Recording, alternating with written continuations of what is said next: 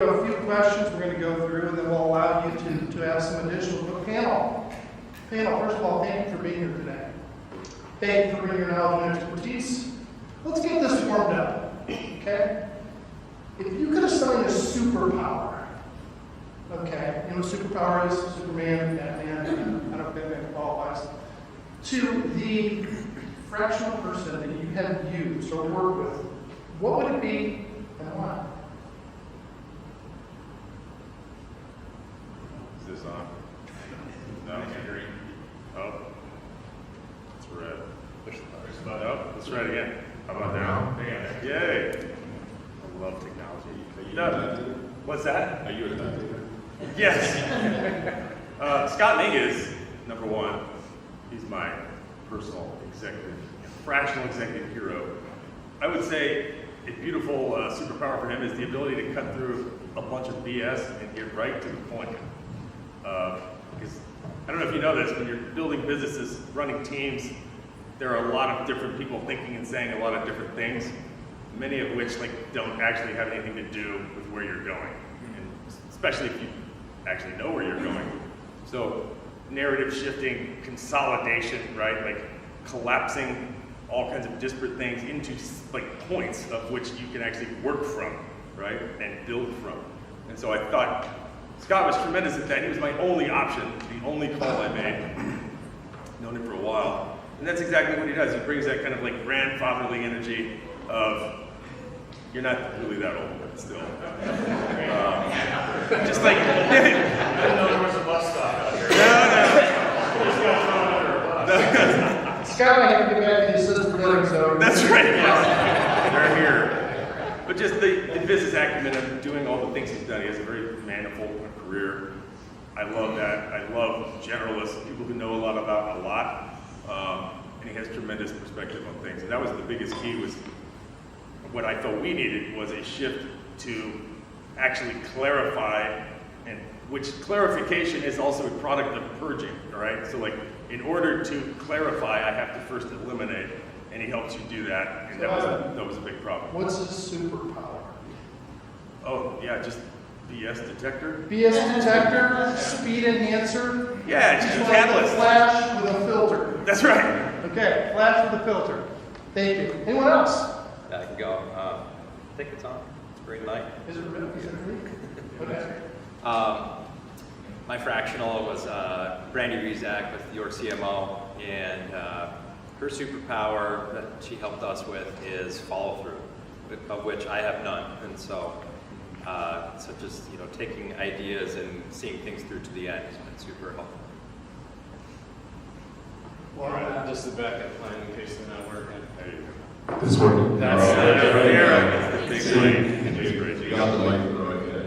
So you guys assigned Neil to me, and I'm sort of running to figure out what it is. This fractional thing has more than me a lot. Okay. I think if I think about Neil and his superpower, I think it's sort of just distill things down to a very simple place, and that's what we need. Neil to help us with AI leadership and sort of how we go about executing AI. And one of the things I really liked was just the minute sort of, you can imagine, we've all seen the noise around AI, it's every conversation, it's every sort of, what are you doing, how are you doing it, when are you going to do it, how quickly can we do it, and we brought Neil in, he's been working on my team. We were pretty junior in this space, junior in general, but junior in this space, and it's still down to sort of manageable chunks, simplicity, and it's go execute, and people who know me know that I value speed to execute above anything else.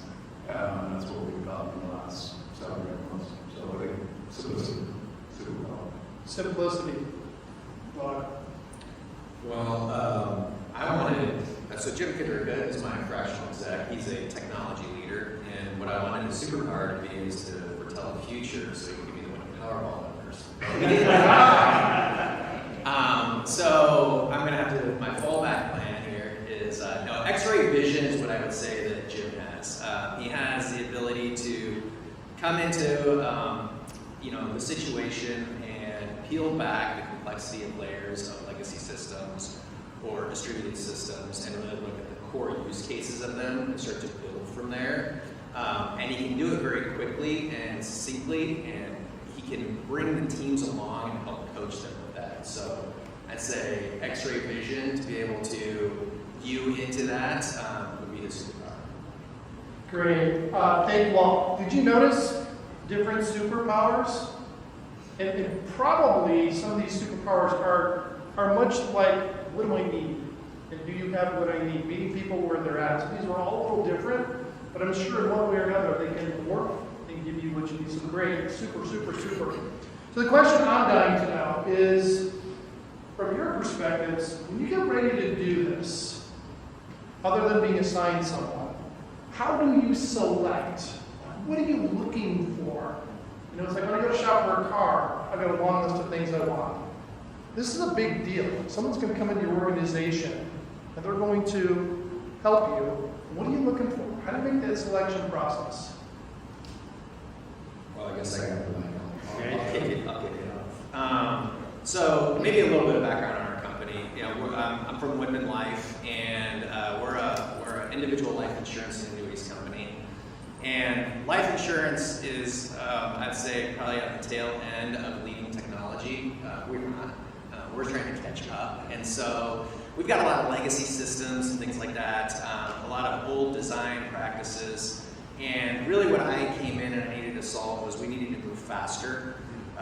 We needed to reduce our dependencies between platforms, between teams.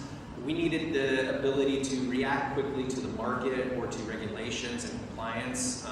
Too many times, I've been there for now 5.5 years and lived through COVID with it. So a lot of regulations came out with that. You know, if you have a plan, if you have strategic goals for the year, those get knocked off when you get some big compliance things coming through, and you realize it takes 15 teams to make a change like that. It takes 9 months. And so needed to start to change not just the culture of the teams, but also how the technology can change with that. And so we brought in Agile to help the teams move faster, deliver value faster, but that can only go as fast as the systems you're building against it. And so I was really looking for something where, you know, we could come in and somebody could help us from a design perspective, start to design our systems for change. And you know, there's a methodology out there that Jim and I go a long ways back, and I know Jim had been kind of becoming this master architect on something called iDesign methodology. And I looked more into it, and the outcomes of it are exactly what I was looking for. And so really mine was a relationship that I had with Jim, and then finding out he was with FractionalExec, like, you know, this is great. I need somebody who doesn't come in and do the work, but is that force multiplier to the teams who can teach them how to do the work and then leave, and then our teams can pick it up and run. And so that's what I was looking for. I found that in Jim, and then working with FractionalExec, brought him in, and then this last year, I'd say we've had some really good success with that. Outstanding. So I think for me, it's when I'm looking for that person, it's about relationships and it's about trustworthiness. And it really, you know, we've all may read bad Irish, right? Like somebody you don't know, you interview, they come across great in the interview, the rest of it is fantastic, bringing them into a disaster. And that's why I tend to go out to leadership positions. I kind of go and network and find people that I know are trustworthy, people I know or have a relationship with.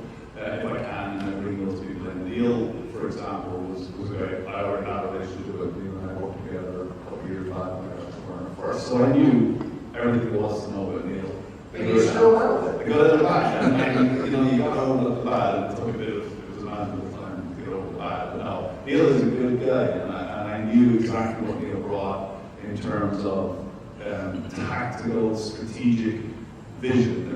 Okay, I was talking, because that's where I was hoping you guys would go with this, is that both of you knew someone, but you just went into the why. Yeah. This is what I'm looking for. I'm looking for these particular things.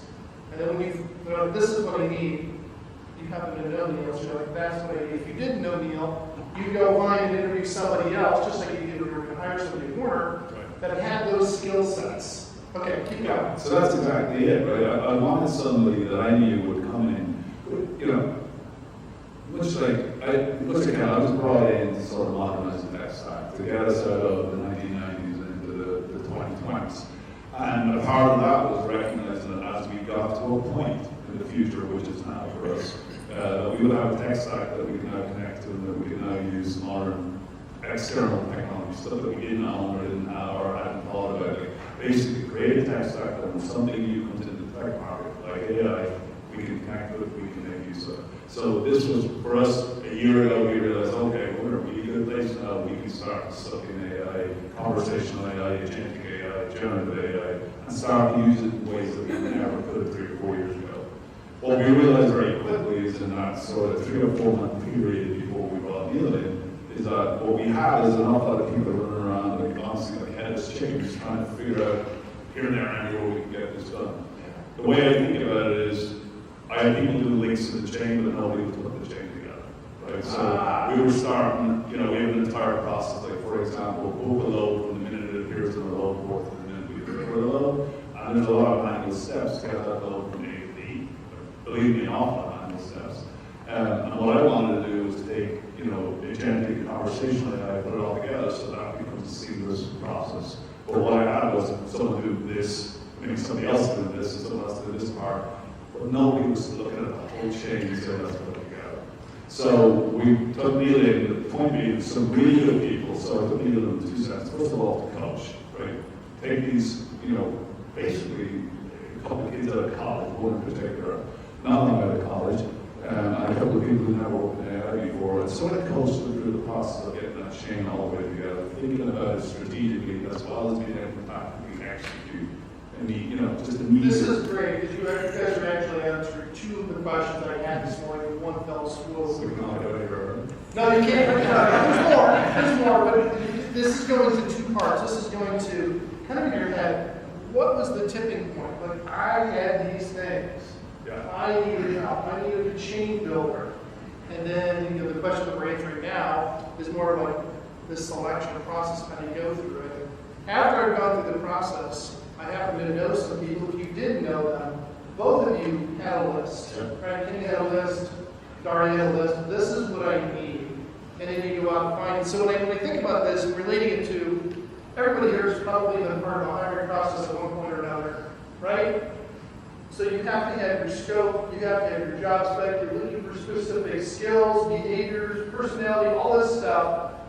Really no difference. You just have to have a plan. And to me, it came down to, okay, who can I insert? I don't have the people, I didn't have the skill set on staff, but even if I did, I didn't have the time for those people to go do it. So through some slick marketing on Neil's behalf, I needed you guys were the fractional leadership, and Neil and I had a conversation, Byers was in the mix, so we kind of agreed, okay, let's give this a shot for a couple of months, and that was, it's going great. I mean, it really is. What it's brought for me is, you know, we get the amount of hours we get from Neil each week.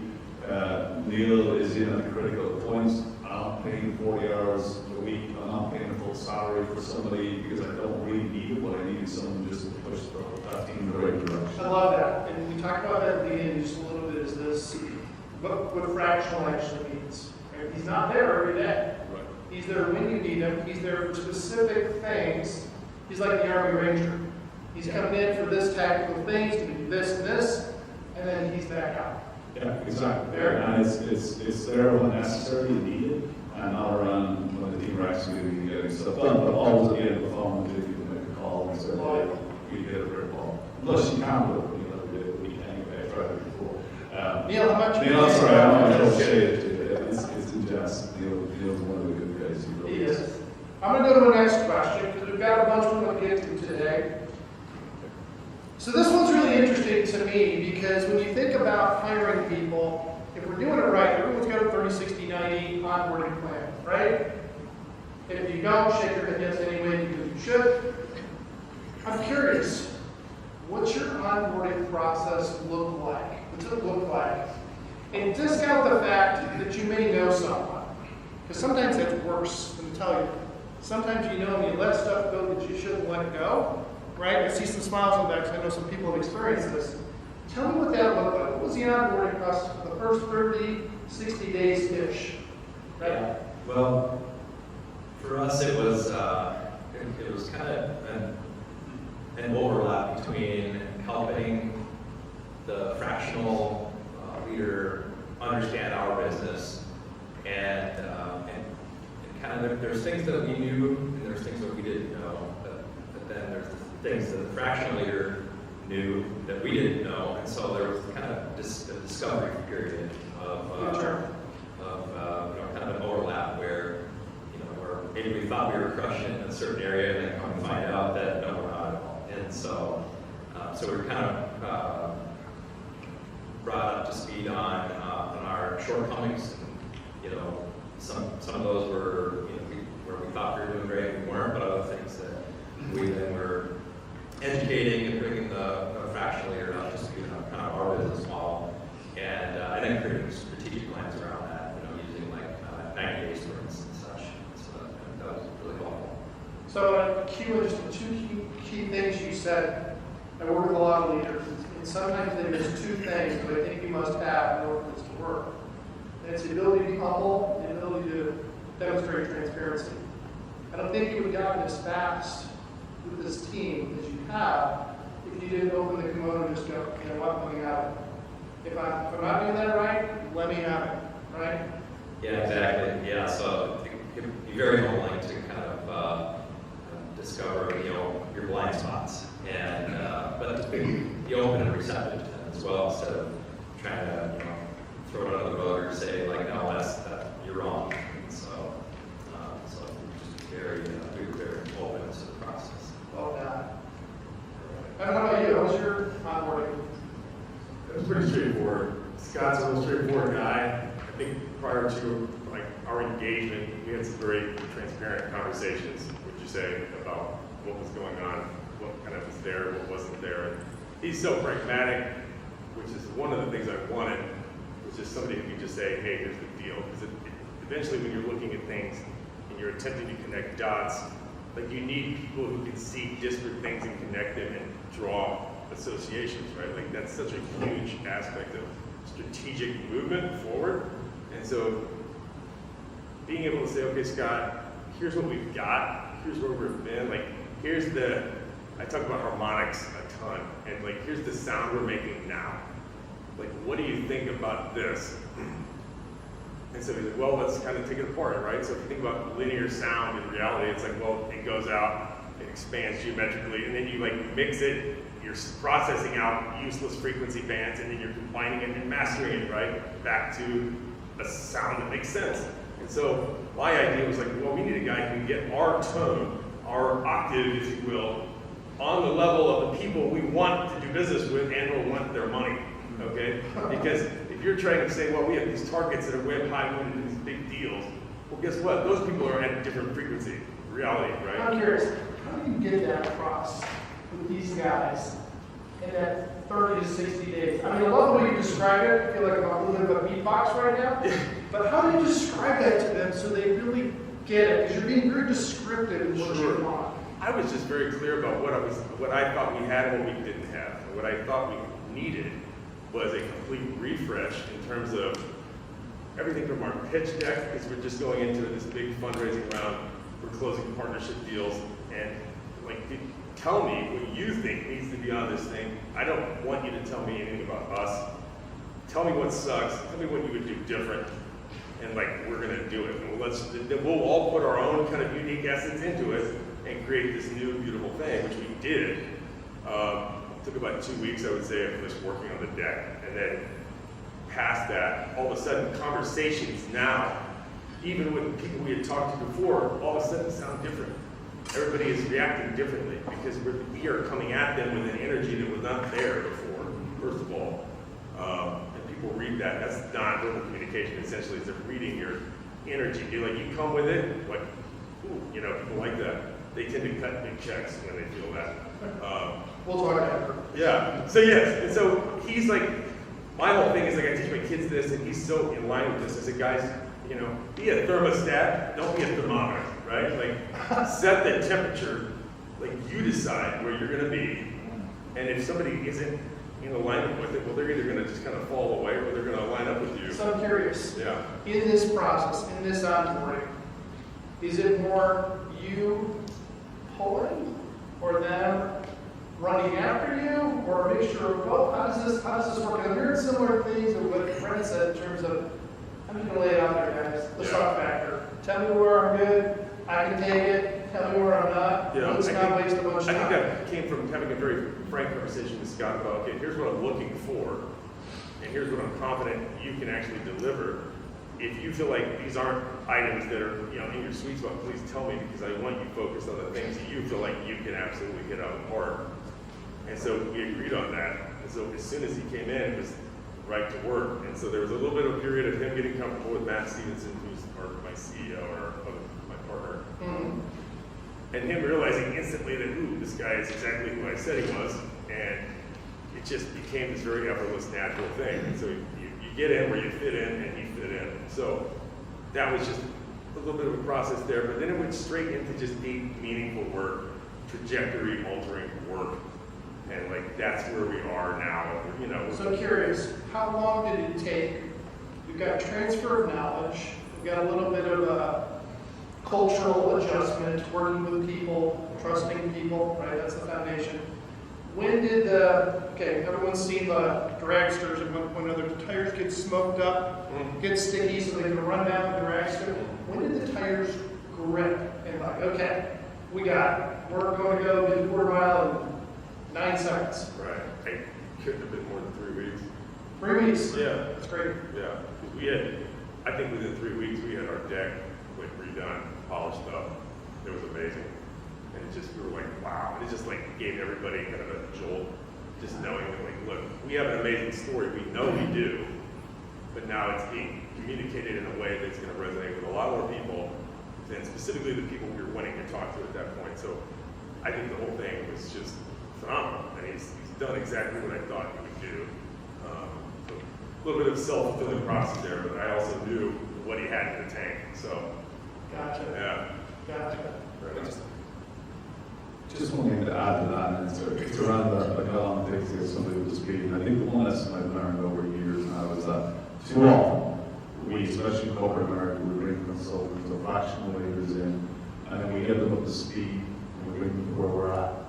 And it's exactly the wrong thing to do in my mind, because where I'm at is the wrong place. Ooh. Right? I don't need someone to come in and tell me what I'm doing. It turns into a little, I think that someone's going to feel like they have to sort of put the 8-year and sort of super ego thing on that. I need someone to come and tell me, you're stupid. This is not, what you're doing is exactly wrong. So you want our rescue? We're going to come in and throw chairs. Yeah, absolutely. I want someone to come in. I don't really want to go to speed. I want them to take a cold, hard, quick look at where we're at, and then tell me where I need to be, and then let's get there. So I think, I'm glad, 3 weeks is probably about as much time as I would want a consultant or a fractional leader to come in and say, here's what you need to do. So just a thought. I think too often we spend too much time bringing these very expensive people up to speed.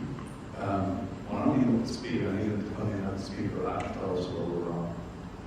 There. So I think the reality, if you have a sharp leader like that coming in and you kind of brief them, even before any meaningful personal interaction, if they know what they're doing, they're going to be able to look at your situation and they're going to know, right? This needs to be da-da-da-da-da. Just assume if they know what they're doing, they've already figured out where your BS is and where your opportunities are. Yeah. And so I love that because there really is no reason to sit and talk about a bunch of stuff that if there were, we wouldn't need it here if we had it figured out. Yep. So let them do their thing, let them tell you.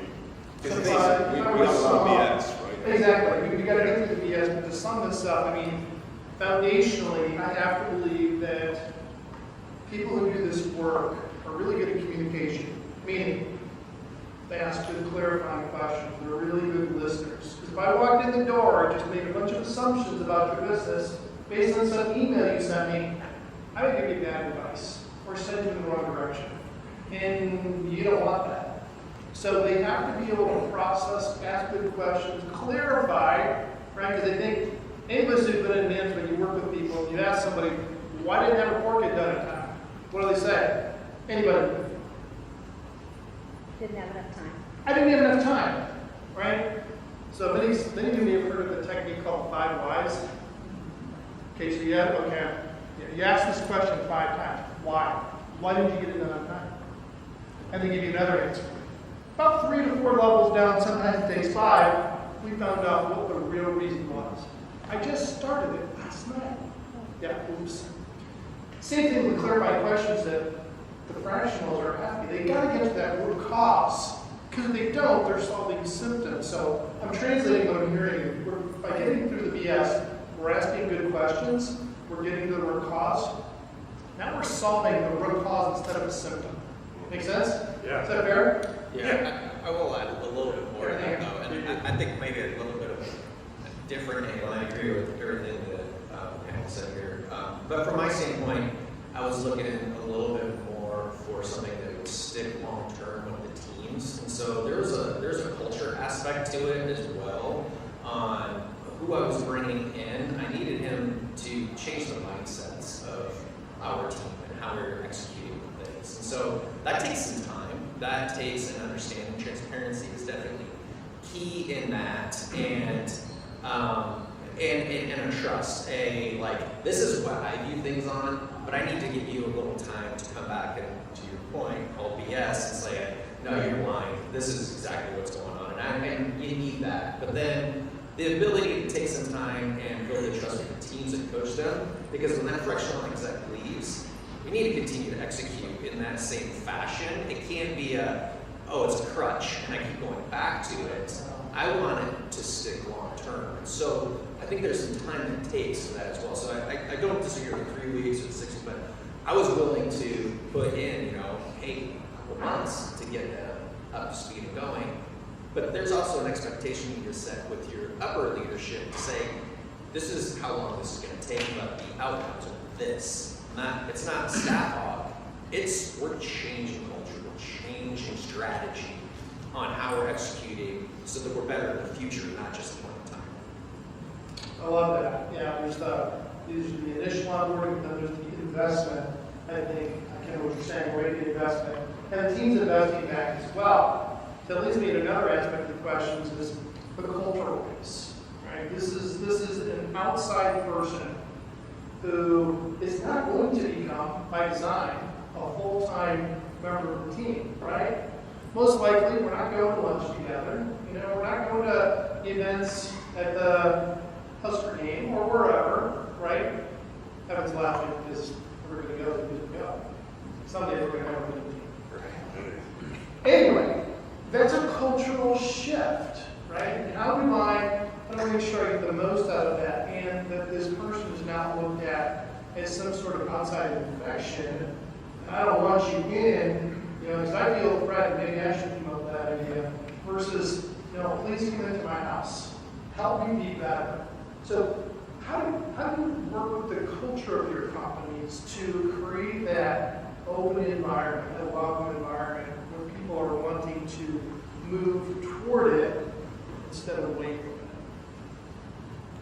I mean, I'll start. I think the first thing I would say is if you already have a culture where bringing somebody into the outside to assess or help you with seeing infection and you have that culture, right? So I would address that up front. I'm probably not being personal in what I felt I had that addressed, because it's really, that's the point. I want a culture where we bring in outside expertise that we're offering, right? They're seen as there's someone I can earn, or there's someone who can help us get better. And I'm quite frankly at Werner, I really believe Neil will probably attest this. I hope he would. That's the culture we built over the past under Derek and with leadership. That's what we have. We see when we do bring someone in, we make sure there's a good reason for it. We see there's someone who can help us get better, make things better. So I think that's the first part. And then culturally, we all have to, especially in tech, and I know not everyone here is in tech, but especially in tech right now, if you're running a technical organization, you just have to have a team who are ready to embrace change because it's happening so quick. We always say tech moves quick. I mean, it's moving quicker now than it ever has before, and it ain't slowing down. 2 years from now, it's going to be moving quicker again. So I think you have to work on that culture up front. You got to bring in people, when you do bring in these external resources, they have to understand that part of this is to make us move faster, to make us to be able to adapt to technology that's in front of us, be able to use it quickly so that we don't get far behind. So to me, it's about building the culture from the ground up at the very beginning, or right now, whenever it needs to be. But you have to have people coming that team. Tara, I agree with you 100%, but we're not all wired the same way. Sure. I know that many of these people out there probably have fantastic cultures, but if I'm bringing an expert in this area, it happens to be my area, bringing this person in to work with me, right?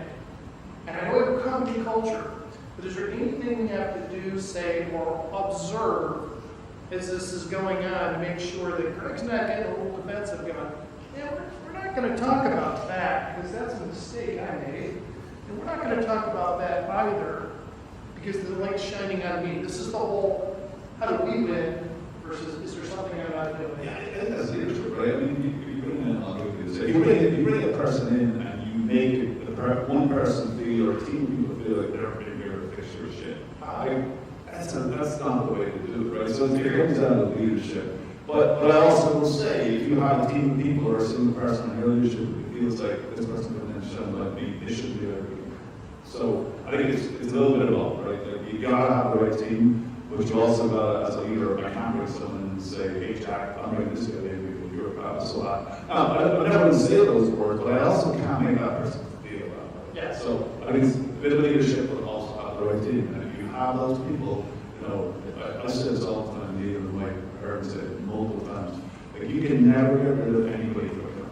And I mean that by when you realize someone is not the right person, that's the time to move. Not 6 months later, not you know, I'm going to change this person and make them better. The moment in time you go, that's not the right person. And if bringing in someone makes that person feel that way, that's not the right person.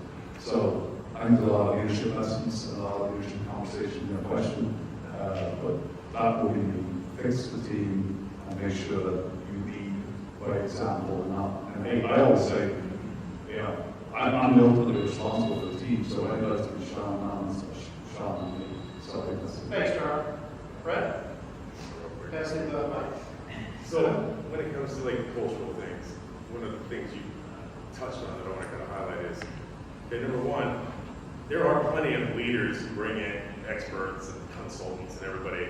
Like, yeah, we got this new high-flying, shiny guy, he's going to come and do X, Y, and Z. And there's so much of the ego in the leader and or the executive team that is really all about maintaining images, status quo, et cetera. And they want to communicate to their team that like, yes, we're actually here to change. We really are. You know, we're really all about change.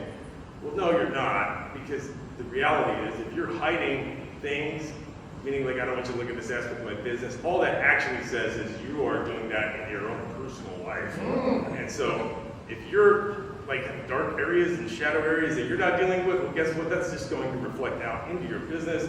Your team is going to know that. And so they're going to reflect that as well. Because they're going to like, well, I have to do this and live this way and think this way in order to survive in this toxic environment. And so if you're not being completely honest, because guess what? All expansion occurs in the dark, by the way, okay? So like whether it's the womb, whether it's, you know, just you going inside dealing with the dark stuff you don't want to deal with so you can expand. And that means as a company, as a person, like let's set a tone for that.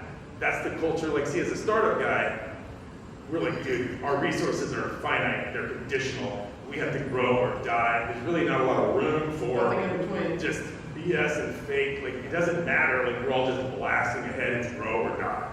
And so that changes our environment. And Scott plugged in really well with that because he understands that nature. And I think you have to understand the nature of where you're at and your people so that when you can lead, and be like, yeah, oh man. Because guess what? The thing that you think as a leader will cause people to reject you and or shame you about the things you're trying to hide about my books, my business, myself. If you are just vulnerable, those are actually the things that will cause people to come to you. They will approve you. Because guess what? When you're honest and vulnerable about your mess, all of a sudden everybody's like, oh my God, I see myself in that. Ugh, I feel free now to not have to do that either. And so therefore we can actually do some things together without all this built-in resistance of just the lie. Like I call these groups, these identities and people, like in chemistry, but it's like polar covalent bonds, right? Like there's just pressure all the time. You're always in a state of stress. And like that just means I'm not productive, that means I'm not happy, that means I'm not thinking well because I'm stressed about this, and this, about how I'm gonna be perceived, rather than just doing the thing I'm here to do to the best of my ability. So I don't know if that affected like think that's what I was wanting to rip on. Love it.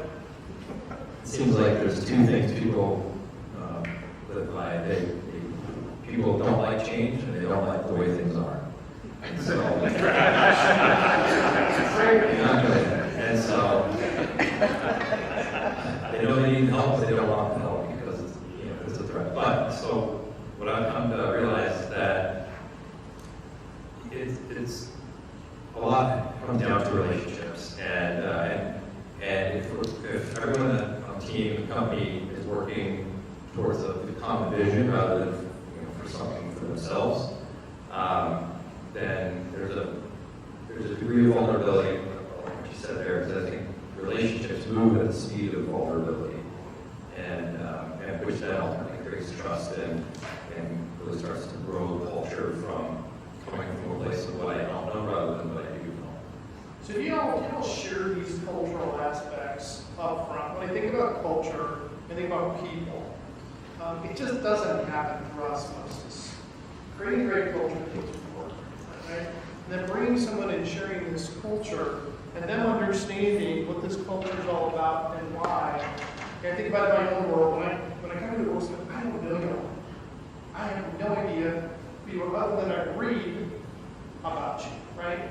I don't know what your past conditioning is, your past experiences, and in human behavior, that kind of shapes the way you think about things, your habits of thought. These habits of thought then determine your behaviors and your team's behaviors, which index our outcome, either good or bad. So this whole cultural thing, when you hear culture, and there's not a company I work with in the world that asks for culture, the answers are never the same, right? It's really never the same. It's pretty much how you live when no one's watching. Can you live those values when no one's watching? So to get that across to anybody, I think it's not necessarily easy. It's not just, hey, read this piece of paper. You know what this is? Do you know what core values are? We have to do a little bit of demonstration to that so that they can emerge and they can insert themselves into that. So they don't look like an outsider who's completely acting different. For respect for our core values, this person comes in and they're blowing a China shop, right? Even though Dara may like the whole bar rescue thing, everyone else is like, what is Greg doing? He's throwing bar stools. He's screaming, standing at tables. I don't do that, by the way. So this culture thing, it's a big deal. It's our heart. The culture thing is important because getting people into the fold and that trust factor, that's what ultimately becomes about. I trust this person. I don't trust you. I'm not doing enough. I'm just not. These are really good answers. I want to get to a big, I know this is a burning question in all of your minds. What's the return on investment? Right? These are people who are seasoned executives. They've been in the trenches. They've gone to war. That's what you're paying for. Right? This is not I went to college and now I'm out trying to do something. An academic plan. I'm not knocking academics, but this is not applying academics. This is applying real-world experience and knowledge in the field. That's what you're paying for. Oh, and by the way, they've won the wars. They've won the battles. This is the team you're bringing in to do that. So tell me about this ROI, because a couple of you have mentioned it's not cheap. We can't waste a lot of time here because it's not cheap. But we're doing it because we're looking for some sort of return. So each of your own words, this is really important to all answer this. Tell us about how you viewed what the return should be, and most importantly for you data people in the room, how do you measure it? I got past the mic, so I guess I can take a first shot at this. When we run FractionalExec, I look at it, it's an investment in the future, right? I'm not looking to get a lot of gains right away. It's more long term. You're talking strategy, right? You're not talking quick wins. And so what I was looking for specifically for what we were bringing in was shortening that time to market was a measurement that I was looking for. As we had requirements, as we had requests from the business coming in, it was just taking us too long to get those things into production. And the dependency management, I went back to that. That was a big thing that I was measuring. and the ability to take in changes right away and then get those pushed out quickly, especially when it comes to compliance issues. So I'd say my measurements were time to market, the flow of work, and really the sustainability to be able to continue to make those changes going forward would be the ROI measurements that I was going for coming out of this. Awesome. Thank you. I mean, I'll take a slightly different approach. If I were to write a book, the book would be called Everything Corporate American Knows and Does It Wrong. And the first chapter would be ROIs are a waste of time. And I mean that. I mean, I think there's some ROIs that are so brutally obvious that it's a waste of time actually doing the ROI. So for us, coming in, for example, this is a great example. I spent a lot of money over the last 4 years modernizing Word. I could have spent 6 months and tied up 6 or 8 people doing an ROI on that, and they would have come out with no do it. So why waste the time? Let's just go do it. It's so obvious that we need to modernize. I think the same thing here. Like, if I have a problem, and the problem is we're all over the place in this chain of execution, and I need someone to come in and fix that, the obvious ROI for me is if I'm looking at 6 months later and it's improved. And at every point during that 6 months, if it is improving, the ROI is important for me. And quite honestly, a company our size would never do an ROI on something this small, right, in particular. I mean, it's a very long story. So I think we put way too much emphasis on return on investment. And I mean doing the math calculation of it. The part of it is something that's very obvious. For us, it's very obvious that this has a very positive ROI in the fact that we are already starting to see the wins from this process. So I think, to me, it comes down to, I don't know that I would tie up maybe the exact same value in calculating an ROI or working through an ROI, whether it's verbal, math, written, as it is that you pay to have a person come and do the work. So I'll be really careful with ROIs, that's my message. Thanks, Mark. The way that I think about ROI is less money and more return on time. And so I think about the freedoms that I have now that I did before. Like freedom from trying to do the work myself or trying to get our team to do the work. And then enter a fractional leader that we can trust and just kind of owns the role, and it gave us freedoms to do other things, so kind of freed us up to move on to other projects, tasks. Same with me. As a startup, focus on fundraising, focus on rapid innovation. Within our world, being first in market, getting as far ahead as possible, and the speed in which you innovate, those are really the two boats we have. And so it was really about Scott coming in, shifting the tone, literally, like to a higher level of just, here's what needs to be done, blah, blah, blah. It's just very, very direct, very kind of like knotted road, if you will. And looking at it, from an ROI, I think people talk about ROI all the time, and it's important, but my biggest thing to take away after this, 100 days or whatever, is like, I know for a fact we're in a different trajectory, right? How do you know? Just the energy, everything that's happening, everything's happening quicker, conversations are more impactful, people are making decisions faster, like that we want them to make, right? Behavioral changes? Oh yes, like just how we're being perceived, the connections, the doors opening, but not only that, but the transformational shift, just kind of in our cohesiveness, working together, with just a little bit more, jet fuel in the tank, if you will. Yeah. There was just something there, because like prior to Scott, we've been chipping away at this thing for 4 years. And like, yeah, we actually used a lot of that time to just fail a bunch and learn a bunch. You just kind of get your teeth kicked in, and you innovate as a result of pain. And so, like, I love that, actually. That's my favorite thing about life, is like the pain you go through. Because if you actually look at it right, these are all just power-ups for you. Yeah. But getting to the point where we're like, okay, I think we're done with that. Let's actually get where we need to go and start really leveling up. And I can just tell you the energy, the focus, the results, the clarity, okay, that we have now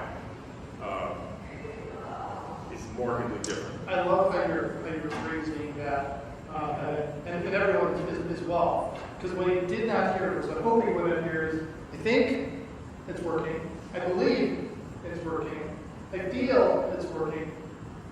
There's no emotion in this. Y'all can point to specific things, whether mathematical, behavioral systems, whatever it is, that you've seen changed, that's your return on investment. You're looking for change. Hopefully, change up. And I think I heard that from each and every one of you, which is wonderful. By the way, if you have that teeth kicking thing, today's demo. Yeah, awesome. I want to get specific for a moment here. Let's do it as an aha moment, a very specific aha moment, and we'll call it a bonus moment. So, you know these people. You've engaged with these people. They're supposed to come up and do X, Y, and Z. So we have expectations going in, right? Tell me about an aha bonus moment where you're like, wow, I didn't see that. That was over and above, or came out of left field from this fractional person. That was cool. I think that's important here too. Yeah. So for each of you, just give me a one aha bonus moment. Wow. Right on, yeah. So my CEO, Matt Stevenson, we've been working on this together for quite some time. You know, I'm a pretty gregarious, outgoing, like, just put me out there, coach, you know, I have no problem with anything. He's a quieter, more reserved, kind of like your really polished corporate, like, enterprise sales guy type. You know, he's like very, very, very palatable, easy to get along with. Everybody loves him. Not that those are pejoratives at all, okay, but I was trying to get him to, I was like, to the point where I could, okay, without creating tension between the two of us. I'm like, I'm gonna step up the kind of intensity, right? Let's, and I was doing what I could, but one of the things Scott was able to do, like almost immediately, was just through his kind of just like, no, this is what you need to be doing, like, yeah, no, this, Matt just like shifted into another gear, which I knew was a mandatory thing, okay, like it had to happen. I wasn't quite sure it happened so quickly, but he actually really did understand it. And there was just something that occurred where he was like, he just elevated. And so that's paying off in innumerable different ways. And that's so powerful because when you are a catalyst and an activator, you know, I kind of like I fashion myself as actually like, I get my people to like, we're gonna raise the level of play here across the board because if I don't set a standard, like who else is gonna do it? And it's not about like holding them to my standards, but it is pulling them and like pulling the best out of them because there is more, right? In all of you, there is more. And so he was able to kind of pull that out of that in a way that wasn't confrontational, which actually was the perfect scenario, like imaginable. So yeah. And that was not, I'm guessing that's not exactly what he was hired to do. He had other stuff to do. Let's just kind of keep along as hey, look, in I use a term called confrontational. Yes. It's not confrontative. We're going to confront the issue, but in a very careful kind of way. And he got the wheels to click, the gears came together, and you're going, whoa. Yeah, it's just a leader being a leader. Right. So Thank you. For me, the aha or the kind of bonus was I love whiteboarding ideas, and I'm always scribbling things, and Fractional Leader was able to help me take like ideas and concepts and actually create some valuable IP, several things. And I never thought about that on the front end. I was definitely not in the conversations on the front side, so that was very valuable and opened the door to a whole bunch of additional opportunities to grow. Oh, I love that. Great. Awesome. Open up additional doors. Nice. I think for me, it was a couple of months back, actually it was in August, I decided to ask the two leaders of this AI team, the small group we put together, to come to our Monday morning exec meeting so that our chairman, CEO, and the entire C-suite and present our strategy. And it's a big ask of a very junior person who's 2 years in the company and right out of college and somebody who's at a direct level who's never sat on the C-suite before. And honestly, I had faith in it, but it's also a bit nervous. The idea was, okay, at some point I can sit up there all day every day and talk about our strategies, but this gives them exposure, and they know who's leading the effort, and they can see that they can have confidence in people leading the effort. So I bit nervous about it, and the first couple of trial runs of the presentation were a bit detailed. I mean, let me say, like, I'm trying to get across that, hey, I don't need the CEO, the chairman to know that we saved $5,000. You know, what I need to know is that we have a long-term strategy. And Neil was involved in all of these, you know, sort of iterations. And the final one was on Monday morning, the final one was on Thursday afternoon. And it was much better, but I was still a bit nervous. So going in Monday morning, I was kind of nervous going, you know, this could go either way, it could go really great, it could go sideways. And they nailed it. They absolutely nailed it. The right level, it was at the right level, the right escalation up through the process, the right way of talking about it. They had all the high points about where we were going to be, efficiency, the productivity, what the whole plan was over the next 6 months to 2 years. Fantastic. And when I'm sitting there listening to this, the first 2 minutes I think this is going to be great. It's only a 15-minute presentation. 2 minutes I think this is going to be great. And you could tell that that was being able to influence. He had pushed them to get to the right place. And it was a moment for me that I could never have taken. I didn't have the time, nor did I have the skills to make them get to that place, or to help them get to that place. Sure. And Neil certainly did. So I think it was one of those moments where, yes, Nice. I guess my aha moment, or insightful moment, came in. We had several, through this process and the changes in our design process and everything, we've had several quick wins through that that was proving that what we were doing was working. But I'd say it kind of came to a head when we were at a point where we had our designs and we realized there's a date out there. There's always a date, right? We're always going for a date, and we're slicing and dicing this thing through design and projects. We're like, there's no way we're going to hit this. Not with how we want to do it correctly, how we want to build for the future. And so, as any good CIO would do, we come up with options. You can do it this way, or we can cut a bunch of corners and we can get you at this way. But it comes at a total cost of ownership, in the long haul. And so that had to be presented to the executive team. And I'd say we're really good at communication, transparency, expectations that we set. And the executive team truly understood what we're trying to do with our design process. And so we said, listen, we don't think we can make a mistake with how we want to build for the future, but we can make it with our current, I'd say, tech debt stack. And what was great is that they rallied behind, no, we want to do this right. We want to build for the future. And so what date are we proposing, that we can make this happen?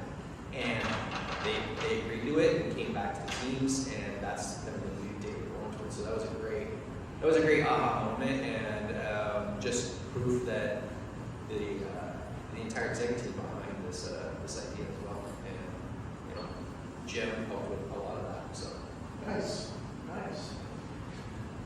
So we've been talking here for about an hour. We've heard a lot of great, awesome stuff. I'm curious. This is Vegas rules. Okay? Happens here today. Any surprises that was like, oh, didn't know that? Maybe just a little differentiation from what you maybe thought. And then how did that conversation course correct, if it happens? I've been doing this for a long time. I'm pretty positive when I go and things are going to go just fine. And then, like Mike Tyson would say, everyone's got a plan until you get punched in the nose. Then what? So anything like that where, oh, and then how did you get back on track? Maybe what you needed to do. This is reality time.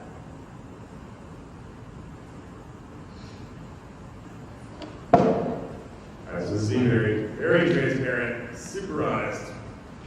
I would be myself, so there was a period, as I was discussing earlier, when I was trying to get my CEO to kind of level up his approach, his thinking, just the energy.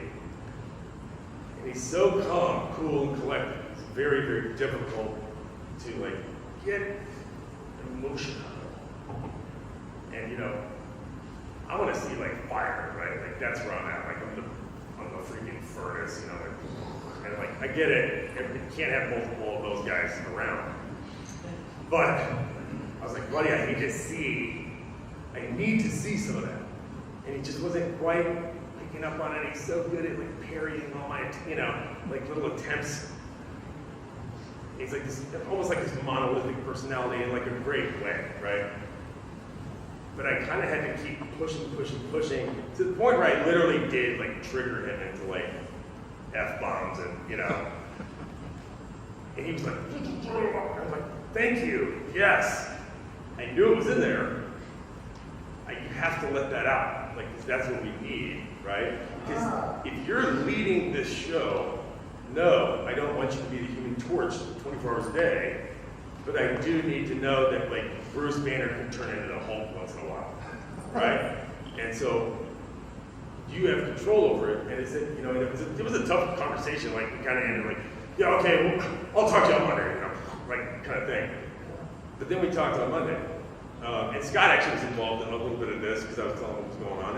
And eventually, like a few days later, he was like, man, I really appreciate, you know, Was Like, Scott really talking about no, not him. Oh. yeah, Scott's like, oh, you know, like, whatever, dude. No, but my CEO, Matt, was like, I get it, thank you. Like, I think we really gelled. We had like a real restart for the two of us. all that? And that was super powerful. And that's actually kind of the period of time where Scott was able to then influence and really, really cement that in a way that was just really, really polished and just chef's kiss. So, yes, like sometimes you have to do that. And, you know, we have these conversations in business where it's like, it's not always like, hey buddy, yeah, bro, you know, blah, blah, blah. Like sometimes you have to like chew some ass, frankly, okay? And like be really honest with people. Especially when you know they have the same goals as you, and you guys are really working for the same things. And it is kind of like that accountability check kind of thing. So I'll just leave it at that. Thanks, Robert. Yeah. One of the challenges we had to work through was cascading communication of like too much data and the industry technical jargon that a lot of the team members maybe didn't understand. So kind of working through that, understanding and simplifying the message and terminology, and even just going less, you know, less is more for how much data is shared, just the key takeaways instead of just like the whole of the book where it was a little overwhelming. Thanks, Brad. I'm struggling to find stuff in the vein of talking. I think we talk like surprises in the process or Yeah, I mean, in anything we do, I'm not gonna say 100% of the time, but rarely, there's always a little something, right, that we need a course correction on, right? And so that's what I'm looking for here. We learned this, we need it, and then how do we handle that? Because the communication between the person that's helping with us, the team that's helping with us is critical, right? Gotta be open, gotta be honest, gotta be transparent, gotta be humble, all those things. So I'm looking for that one thing, if this happened, here's what we got for it. Because real life is real life. I mean, I don't think I've had more than probably 5, maybe I just don't hire great outside firms in my past life, where there wasn't something, right? Just, it doesn't have to be huge, but how do you navigate through that? I think it's important that people understand that if there's a trip, if there's a fall, we're going to get back up, we're going to keep going, right? This is not something that I mean, I think, truthfully, if we're talking volatility, and those are moments that happen 3 or 4 times a day, right? Because, you know, as an organization, we have so much change going on, and there's always, you know, a level of discourse somewhere that I've got to go and intervene in, and sometimes, quite frankly, your one, I got to go pause to make something happen. Sure. So I think we have those a lot. I think in general, how I get through them is just really brutal transparency and honesty. And I don't know any other way to operate. I mean, sure, I can tone back when I need to, but I do feel like sometimes you just got to walk in and lay it out or whatever. You know, wherever the disagreement is, wherever the argument is, whether it's a people thing, process thing, technology thing, you just got to go in and be really, really honest, transparent about what the problem is, what you think the solution is, and how you're going to get there. And I think, for me, it just comes down to those three things. Like, let's be really clear about what we're doing and why we're doing it.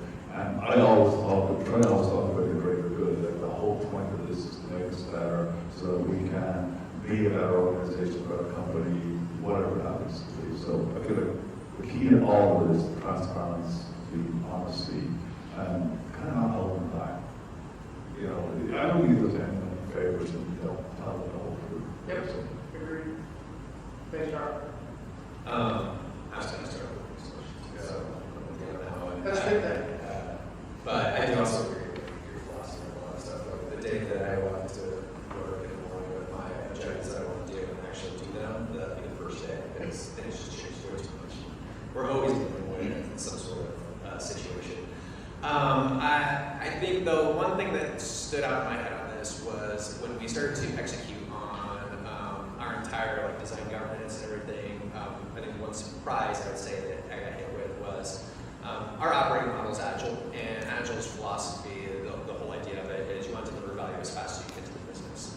Our design methodology is we want to build the most efficient system possible so that your total cost of ownership in the end is as low as it can be, so that you don't have to continue going back and changing it, and it builds up this tech debt. You need to build the system and understand it completely. And so these two things butted heads and it's kind of came to a head. It was a little bit of like a waterfall methodology and an agile methodology, and I was getting it from both sides. I was getting it from the execution team, we're not getting anything, getting it from the other team saying we're getting pressured that we need to get something over there. And we worked through it, and the team, and it wasn't of like somebody came in and swooped in with the hero cape and like solved it. This is, we're big on teams collaborating, coming up with the solutions together, and how do you make our model fit, our operating model fit with this design practice program. And they came up with some really good ways to solve it, but I guess it was a little bit more, I was like, oh, I didn't even see that one coming, but they got through it. Jim was with them, and we've thrown out ideas, and we're in a better place now. Love it, love it. There are various types of fractions, right? Who give me one? Give me a three-letter title. Anyone? CFO. CFO. Perfect. Give me another one. CFO. CMO. Give me another one. COO. How about another one? CTO. Maybe not. And there's even some new, there's like CROs. CIO is pretty fun. What's that? CIO. CIO. Can you make that string go away, buddy? It's right there. I learned that out because there's all different sorts of needs from a fractional perspective, right? If you help marketing, CMO. Finance, CFO. I think it's important to realize that those titles, those three-letter acronyms represent experience. This is what you're doing, right? That's what we want. So I'm curious, show of hands, everyone here today. Anyone having any similar challenges or experience to some of the things you're hearing this morning? Anyone? No challenges? Okay, we're going to go 1, 2, 3, 4. Now the honesty comes. Like, just take one. Thank you for being the doubter. Appreciate that. Okay, I'm going to hit maybe one or two more questions, and I'm going to open it up for questions from y'all. So I want you to be thinking about it. If you haven't done it, think about something. Because as I said earlier, if no one steps up, call them. Want some questions here. So you got to burn them. There's got to be some burning knowledge you have. All right, so I want you to think about in all of this. We're kind of boiling the pot to the end. Each of you, what is your takeaway advice to someone who's sitting in a chair today and is going, I don't know, should I do this?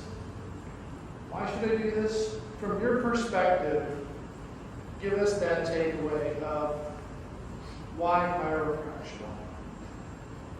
I don't know, Paul actually. Yeah, he's staring at me. Go ahead. Go ahead. He's got the mic. mic. If you got, don't do it just to do it. I mean, if you got a gap, if you have a knowledge gap, a resource gap, any of those kind of areas where you feel like I can help, like after full-time had to do this work, I think it's an absolute yes. I mean, it just literally comes down to this is a quick, relatively inexpensive way to solve a problem that you may have. And if you got a problem, so if you feel like for me, I need somebody to own this. I needed somebody to lead, sort of coach, mentor some people, and I needed to do it relatively inexpensively because I didn't have the budget to hire a full-time person. I knew Neil, he could fit the bill, so it was a perfect yes. I mean, I think that's just the process you got to work through. Thanks, Mark.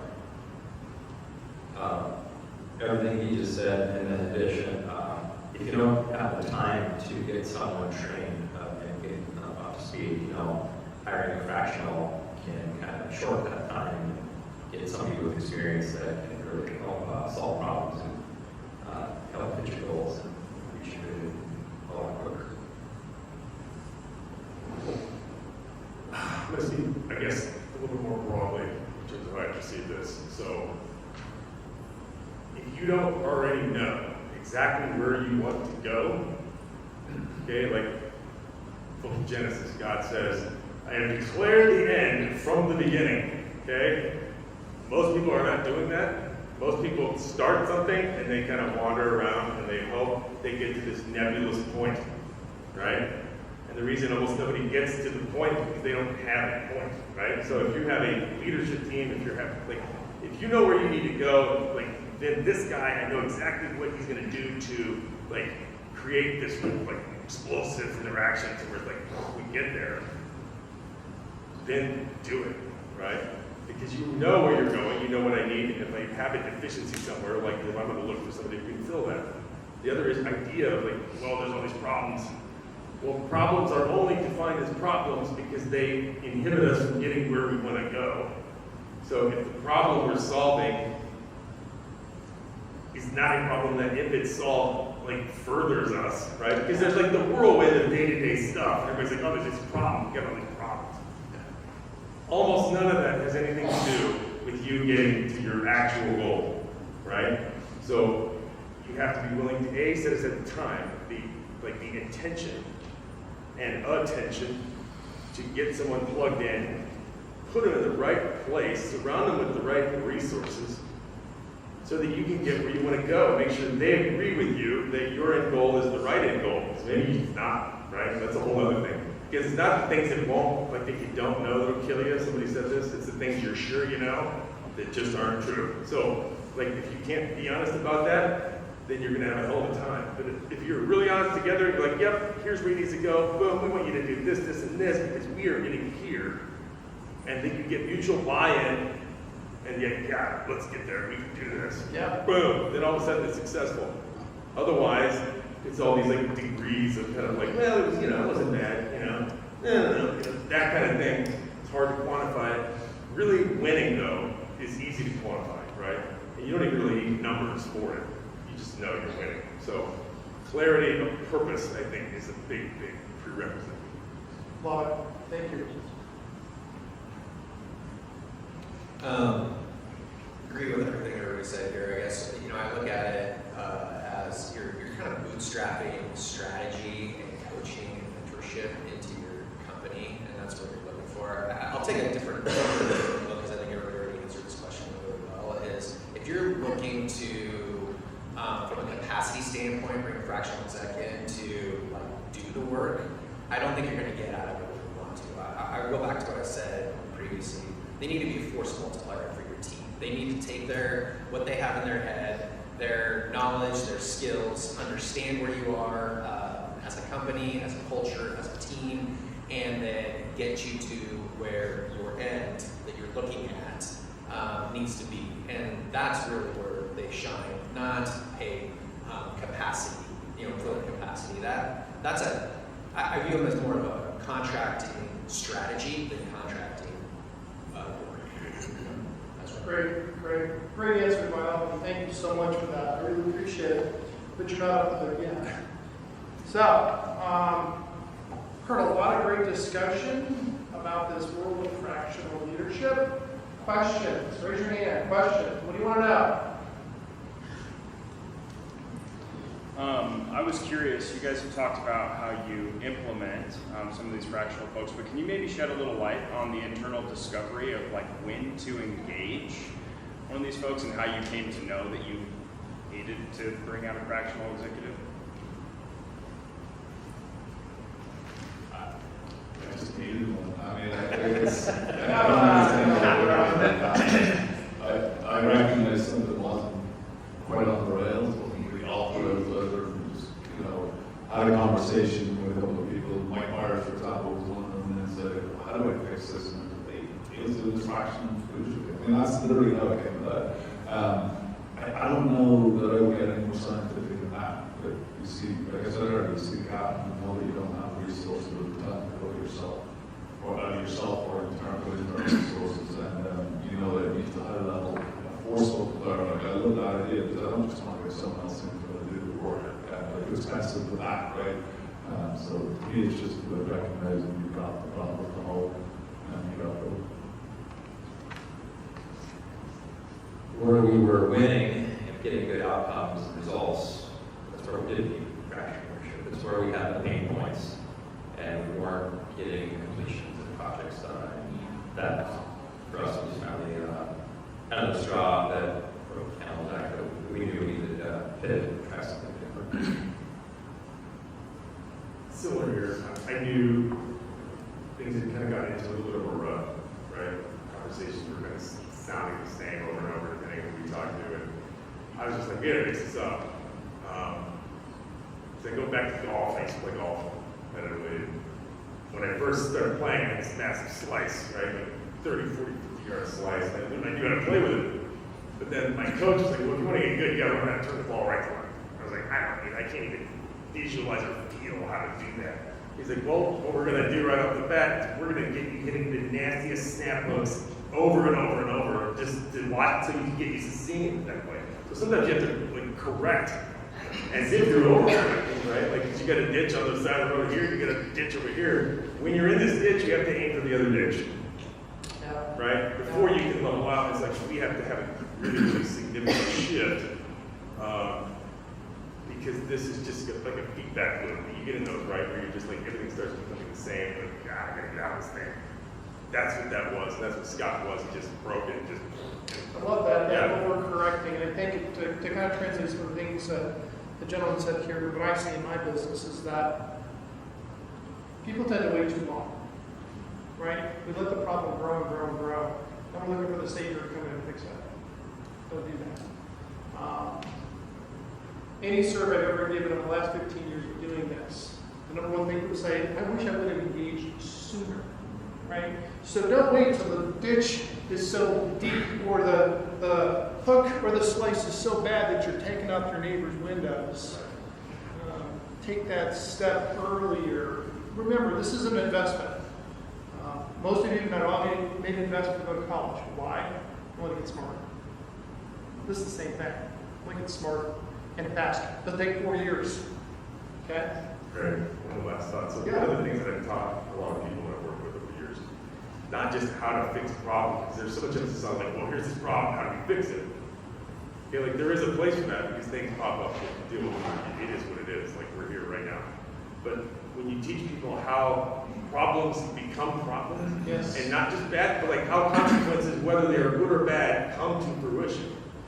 It's a very predictable chain of events. Okay? Yes. So it starts as a thought, right? And then when you think a thought a bunch of times, it germinates into a word. And then when you speak a word over and over and over and over, it germinates into an action, right? Now I'm doing something that's either good or bad. And those, when done a ton and a ton, create consequences, good or bad. Like repetitively experienced consequences form habits, right? And habits like are your reality. That's what surrounds you at all times. So if you understand how to deconstruct habits, then you can also preempt and like delete problems before they occur. Prevent them. Yes. So like tend your garden, right? Be aware of what belongs and what doesn't, because the best gardeners, they don't do anything to force plants to grow. They simply remove everything that would stop them from doing what they naturally do. Right. It's not about addition, it's about subtraction. So That's why I've got a one guy. There you go. Other questions? Thank you very much, by the way. Yes? A couple of you guys mentioned that you personally knew the person that you engaged with. Or the other ones, if you hadn't, how did you get connected? That's a toughie because that's exactly what I Can you share? Is it a person? Was that? Well, no, I mean, Omaha's such a small town. You build relationships, you build your networks, you start to hear about these things. Even when I was engaging with Jim, I didn't know about FractionalExec and really started bringing it up, and then started realizing kind of bringing the two together. Like, oh, I get it, and started to see the model. I think, back 5-10 years ago, I wouldn't even know what FractionalExec is or if it even existed then. So I think what's happening here is a great way of getting that word out now, because I don't think it was very apparent, even when, like I said, with my relationship with Jim, I've been long friends with Neil as well, and I knew he was starting this up, but again, it was until I had that problem that I needed to solve, I didn't put two and two together quite yet. So I think this is a great way of starting, getting it out there and people understanding the benefits of being able to bring FractionalExec in. Yeah, I didn't know Neil, so it wasn't hard. But I think in general, when you bring someone in at that level, whether it's full-time or as a contractor or as a consultant, it's value of the network, right? Especially in a town like Omaha. It is a small town. It's not hard, it's not hard to make a connection to figure out who's the right person. But even, nationally, I've brought people in from outside of Omaha to find the right person in Omaha. You can do a good job of just using your network, we have Mike advice on one of our recruiters who head on for us, and Mike knows pretty much everybody. So it just started there for me is a great point. I don't want to push somebody. So I think it's important to just use your network. Yeah, for me, it was just a word of mouth kind of. I had a friend with his business, and he was using Fractional Leadership, and we'll share the wins and results he was getting. So we can look internally and say, all right, well, maybe the problem we're having, we're not solving it with our internal people. Maybe we start looking outside. Yeah, I met Scott in 2018 at some point, late 2018, just as a connection that we had kind of talked about when I was working on a project back then. I just saw wow, he's got a lot of acumen. He's got a very wide berth of stuff he knows. Because when you say, yes, we're looking for this type of thing, whether it's a money guy, a marketing person, really what you want is someone well-rounded who knows business, okay? Like, that's the real value. And so he's done so many different things, from fundraising, capital markets, brokerage stuff, TV management. He just has a gigantic portfolio of knowledge and experience. And that's what I wanted. That's what I needed. That's why he was the only call. Yeah, so it sounds like you did look up online, looking for a fractional, blah, blah, blah. We're using our networks, we're talking to people, we're sharing some of our challenges, maybe in a small group. Hey, what have you done? Hey, who do you know? And I see that all the time. I mean, you're all right. Omaha is a small big city. And networking is the key. Anything you do, I don't care how much you market, advertise, sell. If you don't network in this town, you're missing the boat. It's truly one of the best networking cities I've ever seen. Other questions? How did you get to the point on deciding on fractional versus full-time versus advisory or consulting?